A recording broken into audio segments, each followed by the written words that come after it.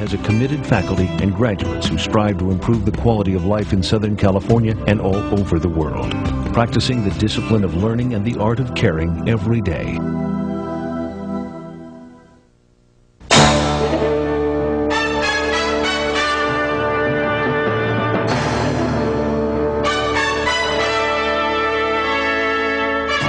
The American Health Journal, bringing you the latest information on medicine, psychology, diagnosis, treatment, and prevention.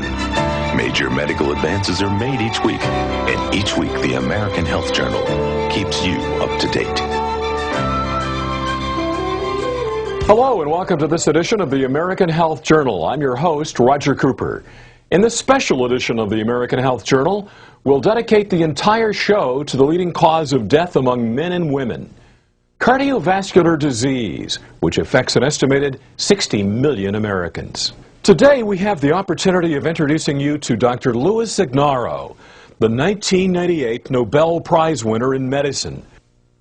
When I was in Europe, actually when I was in Naples, Italy, which is where my dad was born many years ago, this is when I first heard about the announcement of the Nobel Prize. And actually I refused to believe it until my colleague who had invited me to give a lecture showed me on the computer, in the internet, at the Nobel site, that I was awarded the Nobel Prize in medicine.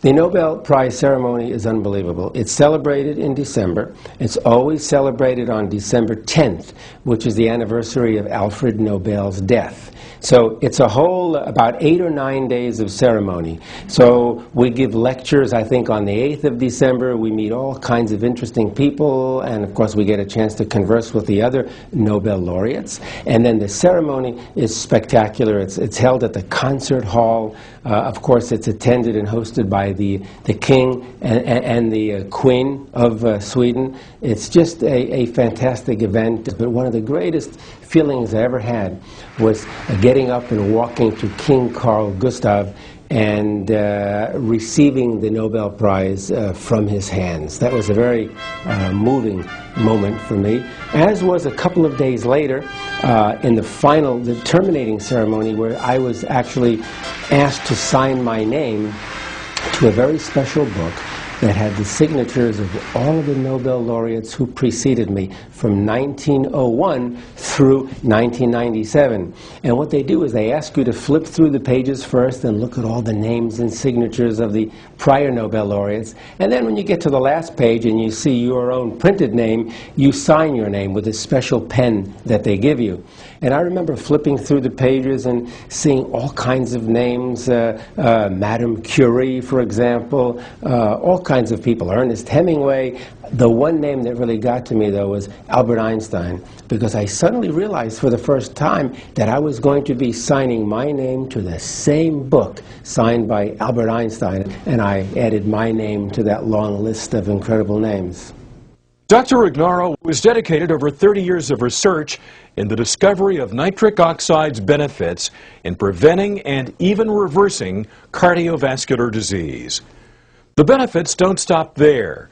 It can also reduce high blood pressure, lower cholesterol, and age-proof your cardiovascular system. Dr. Ignarro will also explain what nitric oxide is, the important role of L-Arginine and L-citrulline in boosting the production of nitric oxide, and also other necessary supplements, including vitamins, exercise, and diet, all the ingredients to a more healthy and better quality of life. Coronary artery disease occurs when there's an impairment of blood flow to the heart. The heart has its own circulatory system, and that circulatory system is called the coronary arteries. When people develop atherosclerosis or high cholesterol levels, this can result in plaque deposition, plaque formation in the arteries. And as those plaques grow and grow, they can obstruct the flow of blood. This can lead to a decrease in the flow of blood and therefore the flow of nutrients and oxygen to the heart, to the point where when you need your heart during exercise or walking up the stairs or changing a flat tire or almost anything else, if the heart does not get enough blood or oxygen, it's going to feel pain due to ischemic damage. That is essentially a heart attack. Nitric oxide is a chemical or a molecule, or you can even call it a hormone that is present in the body, which functions in certain specific ways within the cardiovascular system. It's our way of protecting ourselves, literally, against cardiovascular disease. It's a molecule, for example, that lowers the blood pressure. It's our way of preventing strokes and heart attacks. The arteries make nitric oxide for the purpose of lowering the blood pressure, improving blood flow to organs, because nitric oxide is a vasodilator. It widens or relaxes the arteries so that more blood can flow through. That's going to lower the pressure within the plumbing, within the arterial system. And again, it protects against coronary artery disease because it can lower the bad cholesterol levels, and so on. So it's the body's natural way to protect against heart disease, provided we make enough of it.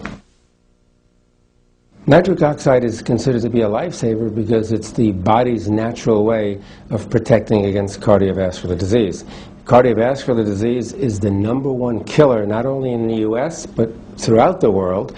And so the body can protect against all of this heart disease by generating more and more nitric oxide. When nitric oxide becomes deficient, this is when the barriers break down, this is when the protection is lost, and the individual is very sensitive and very susceptible to heart disease. And again, nitric oxide is protective because it can keep your blood pressure down in the normal range. High blood pressure causes heart attacks, causes strokes, and can lead to atherosclerosis or coronary artery disease.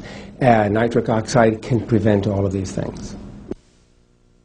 Arginine is an amino acid. There are about 20 or so amino acids that are the building blocks of all proteins. Proteins that you eat and proteins that are in your body, like your muscle and skin and so on. But arginine plays a unique role in that arginine is the one amino acid that the body uses to produce nitric oxide.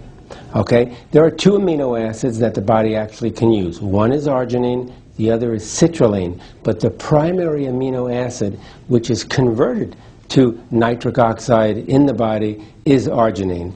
And it's very important, therefore, to maintain normal, healthy levels of arginine at all times, because when we develop certain cardiovascular and related diseases that are characterized by a deficiency in nitric oxide, the main reason for the deficiency in nitric oxide is a deficiency in this amino acid arginine. So if you have too low a level of arginine, you're not going to make sufficient amounts of nitric oxide to protect your cardiovascular system against disease.